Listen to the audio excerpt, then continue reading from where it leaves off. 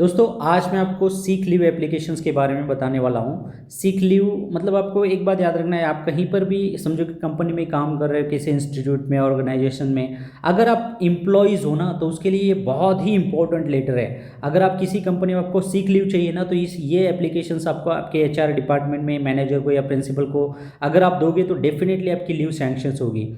तो सबसे पहले हम देखेंगे कि सीक लीव एप्लीकेशन का फॉर्मेट किस तरह से बनाया जाता है और किस तरह से होता है। सबसे पहले आपको लिखना है to the manager, HR department और प्रिंसिपल। प्रिंसिपल और हेड मास्टर, ये दो चीज़ें आपको डिफरेंस पता होना चाहिए। हेड मास्टर, हेड मास्टर अगर आप स्कूल में हो तो डेफिनेटली आपके हेडमास्टर को आपको ये एप्लीकेशंस देना है अगर आपको लीव चाहिए, सीक लीव। अगर प्रिंसिपल मतलब आप कॉलेज में असिस्टेंट प्रोफेसर हो या कॉलेज में किसी जगह पे आप काम कर रहे हो प्रिंसिपल के अंडर में, तो डेफिनेटली आपको वहाँ पे प्रिंसिपल लिखना है। अगर किसी कंपनी में हो तो मैनेजर लिखना है। एचआर डिपार्टमेंट में ये दो चीज़ें आपको पता होनी चाहिए। देखिए to the manager, HR department ये हो गया जिस इंसान को हम दे रहे हैं, जिससे हमें लीव सैंक्शंस करने की या ग्रैंड लीव मिलने की चांसेस हैं, तो उसी को हमें यहाँ पे देना है, यहाँ पे मेंशन करना है। और उसके बाद में सबसे इम्पॉर्टेंट चीज़ है एड्रेस लिखना भूलना नहीं है। एड्रेस बहुत ज़रूरी है। एड्रेस अगर नहीं लिखोगे तो डेफिनेटली आपको कहाँ पे या किस जगह पे देना है वो कंफर्मेशंस नहीं होगा। तो एड्रेस लिखना मैंडेटरी है। विदाउट एड्रेस का आप इस लीव से या पूरी तरह से फॉर्मेट परफेक्ट नहीं कर पाओगे। तो एड्रेस लिखना है। और एड्रेस लिखने के बाद में सबसे इम्पोर्टेंट चीज़ है, अगर आप कोई भी एप्लीकेशन देखोगे तो उस एप्लीकेशन में हम हमेशा यहाँ पे डेट लिखते हैं। जैसे कि यहाँ पे मैंने डेट लिखा है, एप्लीकेशन से यहाँ पे सीक लीव मैंने लिखा, उसके बाद में मैंने डेट लिखा, जैसे कि 25/8/25 यहाँ पे मैंने डेट लिखा। तो दोस्तों आपको ये बिल्कुल नहीं करना है, ये डेट यहाँ पे लिखना ही नहीं है। इसे आपको हमेशा अवॉइड करना है। और अब आप पूछोगे कि डेट लिखना कहाँ है, फिर आपको हमेशा जिस दिन आप लेटर एप्लीकेशंस देने वाले हो उसी दिन की डेट यहाँ पे आपको लिखना है।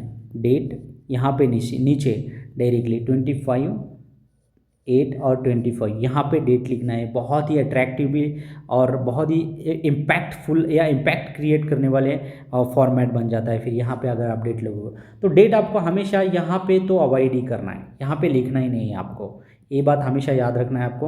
और उसके बाद में आता है दोस्तों सब्जेक्ट जो सबसे इंपॉर्टेंट चीज़ है।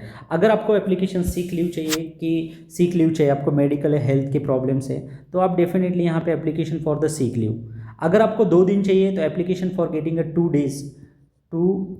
डे सीक लीव, ऐसे भी आप लिख सकते हो। डिपेंड्स है, आप पे डिपेंड्स है कि आपको कितने दिन चाहिए।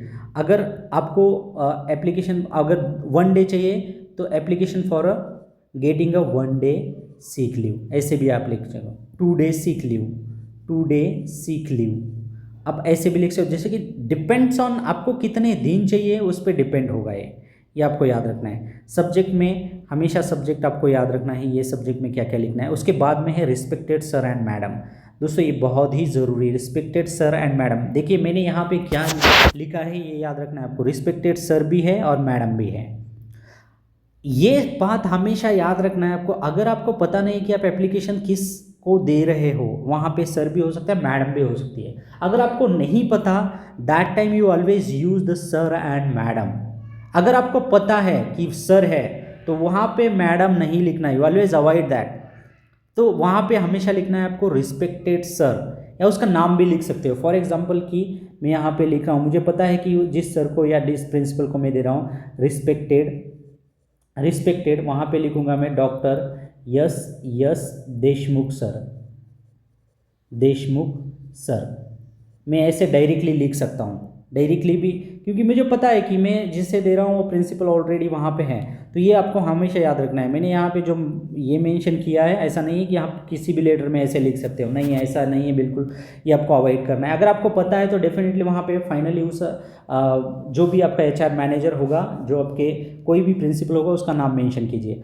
और सबसे इम्पोर्टेंट अभी चीज़ आती है, नीचे आप पे फॉर्मेट में क्या क्या लिखना है।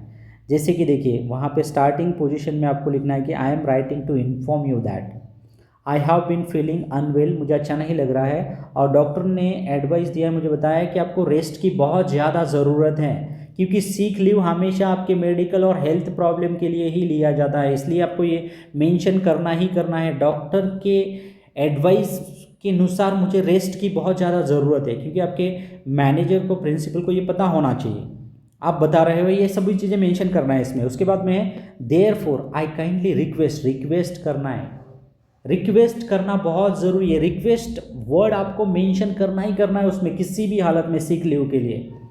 YouTube grant me the sick leave from the date, देखिए फ्रॉम द स्टार्टिंग डेट, किस डेट में या किस दिन तक आप लेने वाले हो वो डेट आपको यहाँ पे मेंशन करना है। जैसे मैंने यहाँ पे बताया 25 अगस्त 2025 से लेके 26, मतलब 2 दिन की मुझे लीव चाहिए, तो ये यहाँ पे मैंने मेंशन किया है। 2 दिन के लिए अगर मुझे लीव चाहिए तो ये 2 दिन मैंने यहाँ पे मेंशन किया है। तो आपको, आप पे डिपेंड है कि आपको कितने दिन लीव चाहिए। अगर आपको उतने दिन जितने दिन लीव चाहिए वो स्टार्टिंग डेट के अनुसार आप यहाँ पे लिख सकते हो, बट ये डेट बहुत ज़रूरी है। उसके बाद में I will ensure that all pending task are completed और handed over before my leave. In case of urgent requirement I can be reached at your phone और ईमेल में। ये पार्ट भी आप लिख सकते हो, बहुत ही इंपॉर्टेंट है। और लास्ट में आप लिख सकते हो I will be grateful for your kind considerations, और लास्ट में थैंकिंग यू। और उसके बाद में सबसे इम्पोर्टेंट पार्ट्स एप्लीकेशंस लेटर का, सबसे इम्पोर्टेंट पार्ट जो बहुत ज़्यादा मैटर करता है, उसके बाद लास्ट में आपने फर्स्ट स्टार्टिंग में लिख दिया, टू लिख दिया, सब्जेक्ट हो गया, आपका एड्रेस, सब कुछ चीज़ें मेंशन कर दिया आपने, जो चीज़ें आपका रीजन है सब कुछ चीज़ें आपने मेंशन करी। और लास्ट में आपको याद रखना है यूअर सिंसियरली। अगर आप एम्प्लॉयज़ हो ना तो ये आपको वर्ड यूज़ करना है सिंसियरली, और सिंसियरली आपने वर्ड यूज़ किया, उसके बाद में नीचे आपका नाम होना चाहिए, नेम बहुत ज़रूरी है। उसके बाद में आपके डिजिग्नेशंस, देखिए मैंने आपको बताया अगर आप किसी कंपनी में काम कर रहे हो आपका नाम बहुत ज़रूरी है। उसके बाद में डिजिग्नेशंस आपकी बहुत ज़रूरी है, आप किस पोस्ट में हो, आपकी पोस्ट क्या है वो भी मेंशन करना है। और सबसे इम्पोर्टेंट लास्ट पार्ट है आपका contact number, contact personal contact number क्या है, ईमेल एड्रेस भी लिख सकते हो, but contact number is mandatory. ये कॉन्टैक्ट नंबर आपको यहाँ पे देना ही देना है किसी भी हालत में। सीक लीव एप्लीकेशन में अगर सडनली कोई प्रॉब्लम आ गया तो वो आपको कांटेक्ट कर सकते हैं। तो ये सीक लीव में ये आपको याद रखना है। और एक लास्ट में एक बात हमेशा याद रखना है, आपकी सिग्नेचर जो है ना यहाँ पे होनी चाहिए। जैसे कि यहाँ पे सिग्नेचर, आपको यहाँ पे सिग्नेचर करना है। विदाउट सिग्नेचर आपका एप्लीकेशन लेटर एक्सेप्टेड नहीं होगा, और वहाँ पे उसके बाद में ये फॉरवर्ड हो जाएगा। तो दोस्तों मैंने जो भी आपको फॉर्मेट बताया है, ये इस फॉर्मेट में अगर आप सीक लीव का एप्लीकेशंस करोगे तो डेफिनेटली इसमें आपको कोई प्रॉब्लम्स नहीं आएगी।